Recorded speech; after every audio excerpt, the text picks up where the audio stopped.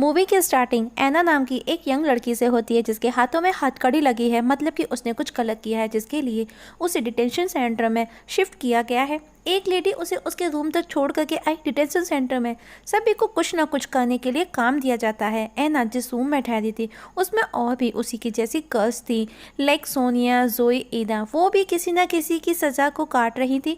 एना को भी उन्हीं के जैसे किचन में काम करने को मिला। एक दिन जीन फर्मेन्यू जो कि वहाँ का डायरेक्टर है और वो इस सेंटर को मेंटेन करता है, जीन एक लड़की को बताता है उसकी बेल के लिए डिनाई कर दिया गया है।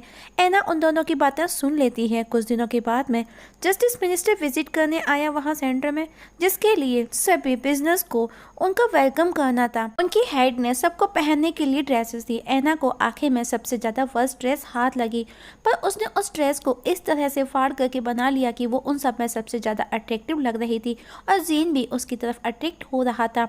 नेक्स्ट डे जीन एना से वापस मिलता है। एना उससे पूछती है कि क्या वो उसके बारे में जानता है। जीन ने कहा थोड़ा बहुत। एना जीन से अपने फेवर के लिए बातें करना शुरू कर देती है। जीन एक फैमिली मैन है, उसकी लविंग वाइफ एलिस और चीयरफुल बेटी लुइस है। एलिस, जीन, लुइस का शो देखते हैं। शो के बाद में वो लुइस की टीचर से मिले। टीचर ने कहा लुइस के क्लासमेट उसे परेशान करते हैं क्योंकि जीन बिजनेस का डायरेक्टर है। ये सुनकर के जीन को गुस्सा आया। उसने कहा वो वहाँ पर सिर्फ जॉब करता है, वो उसकी ड्यूटी है, इसमें गलत क्या है, और वो वहाँ से उठ करके चला जाता है। उसकी वाइफ एलिस उसके पीछे पीछे आई, उसे मनाते हुए वो उसे किस करने लगी। वहीं एना की मदर भी एना से मिलने आई तो पिलर नाम की एक लड़की एना के पीछे खड़ी उन दोनों की बातें सुनती है। पिलर मोस्टली सभी को परेशान करती है। एना मदर ने बताया जब से वो यहाँ पर डिटेंशन सेंटर में आई है उसे कोई बात नहीं करता। इसके बाद में पिलर एना को छेड़ती है और उसकी माँ को लेकर के गलत सलत बोलती है तो एना उसे गुस्से में बहुत मारती है। जीन ने अब एना से कहा ऐसा दोबारा हुआ तो उसके अगेंस्ट एक्शन लिया जाएगा। तुम्हारा ट्रायल जल्दी ही शुरू होने वाला है, तुमको खुद पर कंट्रोल रखना होगा और अगर तुम चाहो तो तुम हमारे साइकाइट्रिस्ट से हम तुम्हारी काउंसलिंग भी करवा सकते हैं। दोनों के बीच में काफ़ी देर तक बातें हुई। एना की किचन में काम करते समय उंगली कट हो जाती है। एक लड़की उसे बैंडेज लगाती है और उसे किस करने की कोशिश करती है। एना उसे खुद से दूर करते हुए कहती है कि वो यहाँ पर किसी पर भी ट्रस्ट नहीं कर सकती। एना की काउंसलर ने जीन को बताया कि वो माइनर एज पर है, साथ ही उसका रिकॉर्ड भी क्लीन है। रात को जब सब सोते हैं तो एना रेडी होती है, फुल मेकअप करती है क्योंकि उसका नेक्स्ट ट्रायल था और अब उसे ट्रायल के लिए ले जाया गया। कोर्ट के अंदर जाने से पहले उसके सारे कपड़े रिमूव कर उसकी चेकिंग की जाती है और ट्रायल के बाद वो वापस लौट आई। एना ने अब हेल्प के लिए जीन को एक लेटर लिखा।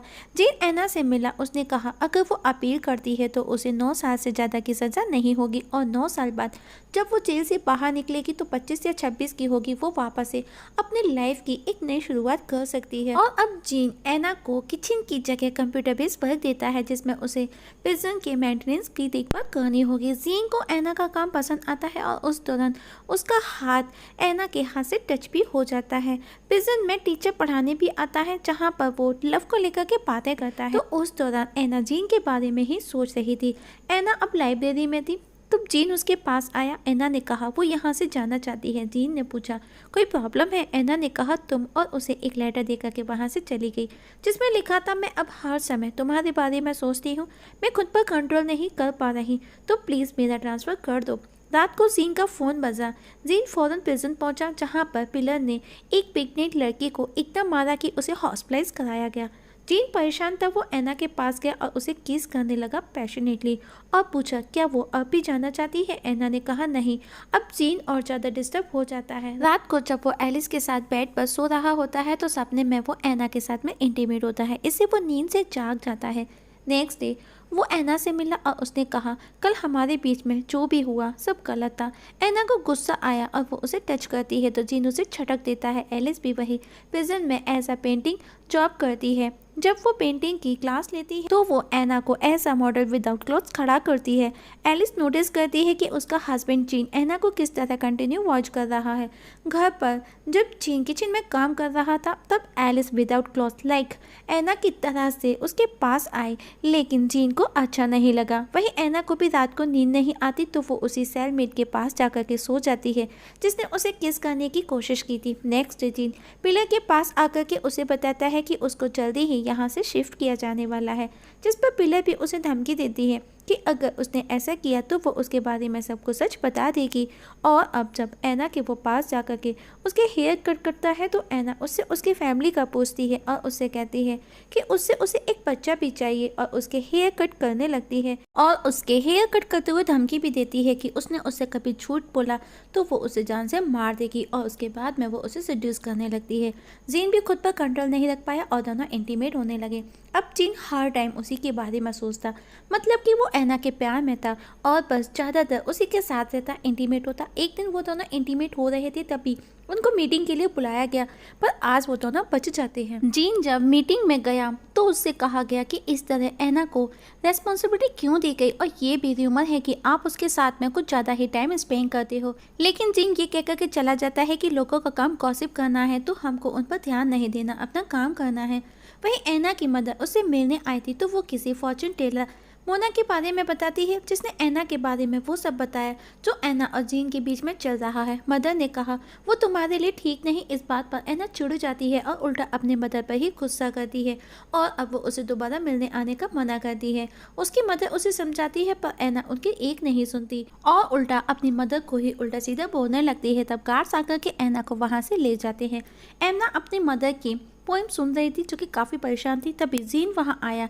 उसने ऐना को समझाया कि वो उसकी मदर है, वो उसका अच्छा ही सोचेंगी और उसे सेड्यूस करते हुए उसके क्लोज होने लगा। दोनों इंटीमेट हुए। इसके बाद में जीन ने ऐना की कुछ वियर्ड फोटो क्लिक की। ऐना भी जीन की फ़ोटो लेती है। जीन को गुस्सा आया, वहाँ से जाने लगा ये कहते हुए कि उसकी बेटी की वैकेशन है, उसको फैमिली के साथ बाहर जाना है। ये सुनकर कि ऐना को गुस्सा आया और वो गुस्से में उसे स्लैप करती है। एलिस ने भी नोटिस किया कि जीन घर पर उसके साथ रहकर भी फ़ोन में बिजी रहता है। नेक्स्ट डे जीन वापस ऐना को समझाने की कोशिश करता है। एलिस भी जीन को नोटिस करने लगी थी। रात को ऐना जीन को अपने कुछ फोटो सेंड करती है पर एलिस उसे कुछ नहीं कहती जबकि वो सब देख लेती है। रात को एलिस जीन इंटीमेट होते हैं। उसी समय जीन का फोन बार बार रिंग करता है क्योंकि ऐना की मदर उसे मिलने नहीं आई थी तो वो परेशान थी, इसीलिए वो बार बार जीन को फोन करती है। तभी वो दोनों इंटीमेट हो रहे थे तो एलिस को गुस्सा आया और वो फोन को फेंक करके वहां से चली गई। वहीं ऐना फ्रस्ट्रेशन में ढेर सारी पिल्स एक साथ खा लेती है। उसे हॉस्पिटलाइज कराया गया। जीन उससे मिलने आया और उसी के साथ उसी के बेड पर सो जाता है। मतलब कि जीन ऐना के प्यार में था, कहीं ना कहीं वो उससे बहुत ज़्यादा प्यार करने लगा था। रात को जीन एक बार में गया जहाँ वो ओवर ड्रिंक कर लेता है और एक लड़की को ऐना समझ करके उसके क्लोज आने लगता है तो एक बंदा उसे हिट करता है। जीन वहाँ से निकल आता है। नेक्स्ट डे जब वो ऐना से मिलने आया तो उसे मिलने नहीं दिया गया। एलिस की वाइफ को भी उन दोनों के अफेयर का पता चल गया था तो वो भी उसे अपने साथ नहीं सोने देती। जीन पर अब इंक्वायरी की जाती है कि उन्हें एक लेटर मिला है जिसमें किसी ने जीन और ऐना की अफेयर की बात कही है। ऑफिसर ने कहा सर आपका रिकॉर्ड एक्सीडेंट है, प्लीज बी केयरफुल। ऐना को फ्लोरी भेज दिया गया।